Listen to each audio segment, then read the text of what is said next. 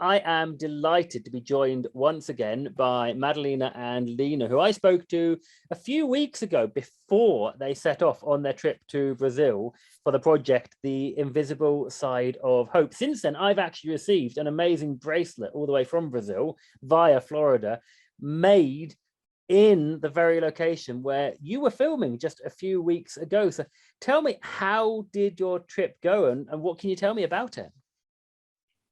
Oh, so many things to say. Maddie, you want to start? I can. So I think it exceeded all the expectations we had in terms of just meeting amazing people. The wonderful sights from the Favela Rocinha, Rio, were just amazing. I think we've accomplished all we wanted, and then again, we have 9 incredible interviews with people from the favela, but also with our 2 amazing guides. What else am I leaving out, Lena?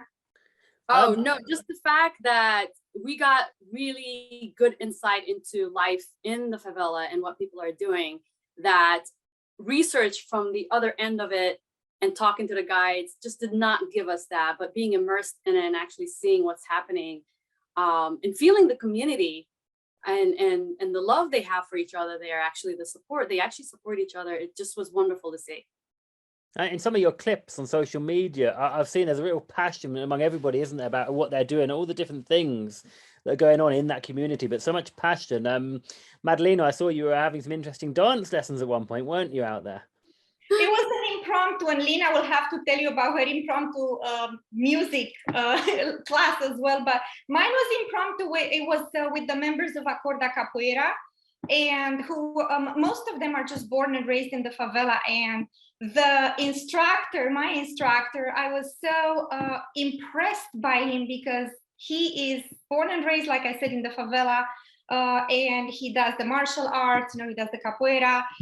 He is fluent in Portuguese, Spanish, and English. I was so proud of them, and I was just thinking about, really privileged kids and how he is really coming from a background which did not afford him all the, the benefits of that. But in spite of that, he succeeded. He's made it, and I was so proud of most of the people that we met, really. Yeah. And for you, Lena, what was the standout moment for you, if there was one that you can highlight? Oh my gosh, no, there's not one that I can highlight for sure. Like I said, as a collective, I think it was really nice to see the passion, like you were saying, that the residents have for what they're doing. I mean, we laughed, we cried with them. It was just to see all the feelings they have, that they put into what they do to help the children, to help the communities, was just very touching and was very real. And is there anything that you've taken away from there that you think you can bring back home and sort of do at home that would, improve your community? Do you think there's anything we can learn from them? Well, quite a few, but resiliency is one of the biggest things, I think. The fact that no matter what your background is, you can still do your best with it, and you can still improve your life, and you can still have a good attitude despite everything else.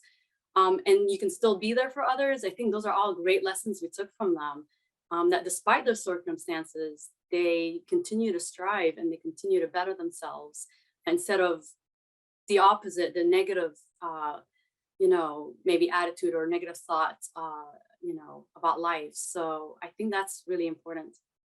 Mm-hmm. And Madalina, is there anything that you would add to that? Echo the same thing, just resilience, like I said, I'm just so impressed when people just overcome challenges. And like Lena was saying, in spite of all this, it's important to be willing to overcome the challenges. And we've seen that, and we've seen the biggest smiles. And I think it just reminded our experience in India with the biggest smiles in spite of the dire circumstances. And like India, it comes across from what I've seen so far, that real strong sense of community that you were part of out there, yeah?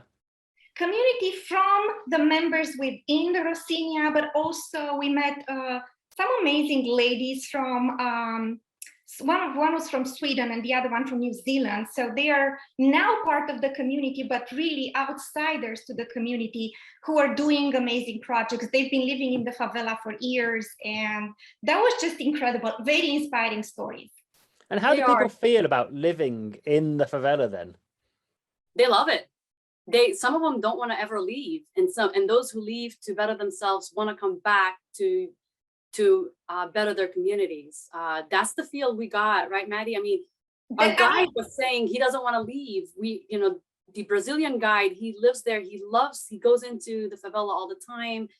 And that's what I love about that, is that people are not ashamed of their upbringing there. They actually love it. And they are happy with what little, like I think of life here in the US, for example, for us, we've got all the luxuries. And, sometimes we still complain, not big enough house, or I don't have everything. And they have so little, but they have happier lives than people who have a lot. And it's more simple lives, right? That sometimes equal more happiness. And one story that was very impressive was also the resident artist that we met there, Vark.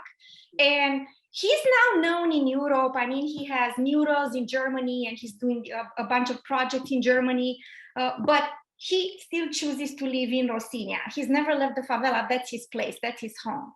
So to see that, like, I'm proud, I'm from here, but this is my home.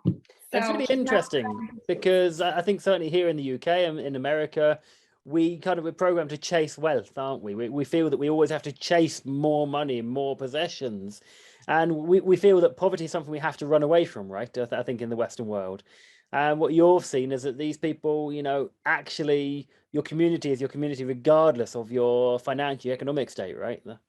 Absolutely. And it's not running away from it, but it's trying to really improve the circumstances of the others as well, like Vark is doing through his art institute and the Acorda Capoeira project, the food projects we visited. So sounds really fascinating. I'm really looking forward to seeing some of the footage. I understand the official trailer work is well underway, but I understand as well, Lena, that you've been working on a little preview, a little sneak preview, haven't you, of what we can expect to see? I am. I was using that for social media, just as a little teaser of what we were doing in the favela for the documentary. So that will be a little teaser before the actual trailer.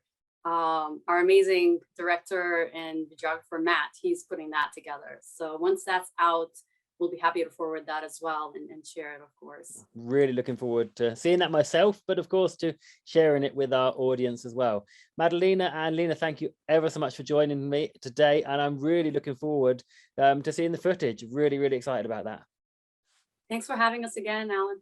Thank you so much, Ellen. And for the listeners, if you haven't followed us on Facebook and Instagram, we are at the Invisible Side of Hope. Please do. We're trying to grow our followers.